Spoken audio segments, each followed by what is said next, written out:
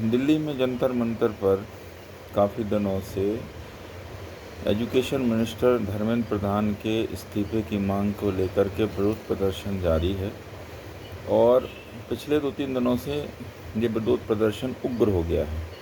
विरोध प्रदर्शन होना चाहिए, अच्छी बात है। अगर कुछ गलत होता है, सरकार कुछ गलत करती है तो उसका विरोध करना आम जनमानस का अधिकार है। लेकिन जो ये पेपर लीक जो हो रहा है, ये कोई भी सरकार नहीं चाहती साहब कि पेपर लीक हो। उसके लिए एक पूरा सिस्टम काम करता है, पेपर तैयार होते हैं, आते हैं, पर पेपर लीक होता है, जायज़ बात है। बच्चों का भविष्य ख़राब होता है, उनकी मेहनत ख़राब होती है और कई बच्चे डिप्रेशन में जा कर के सुसाइड भी कर लेते हैं। लेकिन पेपर लीक ना तो कांग्रेस चाहती कि हो, ना बीजेपी चाहती हो, या कोई और सत्ताधारी पार्टी हो वो भी नहीं चाहती कि हो। कांग्रेस के समय ही पेपर लीक हुए, राजस्थान में खूब पेपर लीक हुए। इनका आपके कांग्रेस नेत्री हैं जो, उनका खुद का बयान है कि साहब ये एक समस्या है पेपर लीक होना। पर ये सिस्टम में बैठे लोग ही कर रहे हैं, जो आम लोग हैं, जो अधिकारी बने बैठे हैं, वो ही सब कुछ कर रहे हैं, वो ही सब कुछ इसके मुख्य करता धरता हैं। इसमें कोई पार्टी नेता जाकर के पेपर लीक नहीं कराता कि साहब पेपर लीक होना चाहिए। इससे उनकी छवि खराब होती है, पार्टी सिस्टम खराब होता है। लेकिन अब तो शिक्षा क्षेत्र में आप देखिए कि बहुत बदलाव आ चुके हैं, इंसान बहुत जागरूक हो गया है। पहले छोटी जाति के लोग बहुत कम पढ़ा करते थे, अब लेकिन उनमें भी शिक्षा के प्रति बहुत जागरूकता आई है। हर बिरादरी, हर वर्ग का लोग शिक्षित होना चाह रहे हैं।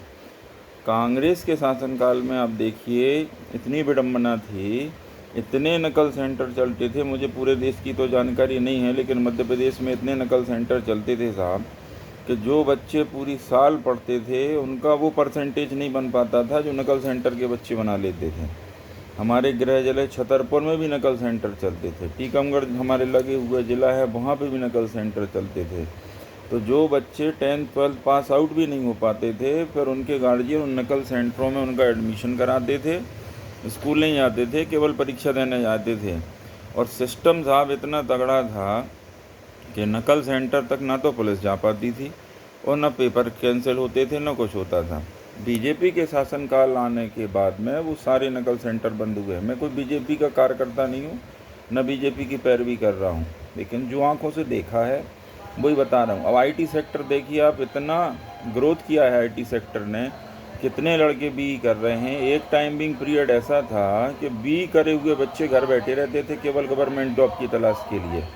लेकिन आईटी सेक्टर जब से जिंदा हुआ है, जब से बच्चे बाहर निकल रहे हैं, बीई कर रहे हैं, बीटेक कर रहे हैं, एमबीए कर रहे हैं और जॉब पा रहे हैं, और उनका किया हुआ गार्जियंस का जो पैसा उनके ऊपर खर्च कर रहे हैं वो व्यर्थ नहीं जा रहा, क्योंकि वो जॉब ओरिएंटेड हो रहे हैं। ये आप पिछले पीछे उठा के देखिए इतिहास, 10 साल 20 साल पहले का, कौन जाता था आईटी सेक्टर में, कौन जाता था प्राइवेट सेक्टर में। प्राइवेट सेक्टर में जाने से लोग बाग डरते थे, केवल गवर्नमेंट ही एक सेक्टर था। तो पेपर लीक कोई अच्छी घटना नहीं है, पेपर लीक नहीं होना चाहिए।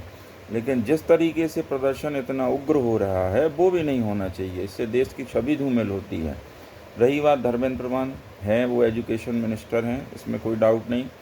कहते हैं ना, लड़ाई सेना लड़ती है, पर जीतता है तो सेनापति को उसका श्रेय दिया जाता है, और हारता है तो सेनापति को श्रेय नहीं जाता है। सेनापति को ही बताना पड़ता है साहब हम इसलिए हारे, और उसको अपना स्वीकार करना पड़ता है। सैनिकों की कोई गलती नहीं, मेरे में अंदर कोई गलती रही तो उसमें भी धर्मेंद्र प्रधान जी को भी कुछ चीज़ें एक्सेप्ट करनी चाहिए कि साहब गलती हुई है, सिस्टम है। लेकिन इस तरीके के उग्र प्रदर्शन करना जिस देश हित में नहीं है, इस तरीके से लाठीचार्ज करना, या इस तरीके से लड़कों का गाड़ियों में तोड़ फोड़ करना, अलगाव करना, ये दोनों चीज़ ही जायज़ नहीं है।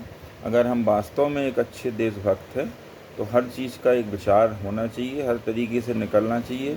अब तो वो एक पार्टी प्रोपोगेंडा बन गया है, सारी पार्टियां एकजुट हो रही हैं और विपक्ष अपनी भूमिका निभाने की कोशिश कर रहा है, सत्ताधारी पार्टी अपनी भूमिका निभाने की कोशिश कर रही है।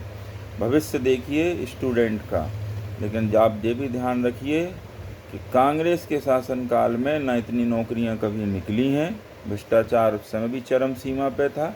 मैं ये नहीं कह रहा कि आज भारत भ्रष्टाचार मुक्त हो गया, आज भी भ्रष्टाचार है, भ्रष्टाचार हर पार्टी में रहा है। बस देखिए, अपने देश के हित को ध्यान रखिए, अपने हित को ध्यान रखिए और अपनी चीज़ों को शांतिपूर्वक तरीके से हल करने की कोशिश कीजिए। जय हिंद, जय भारत।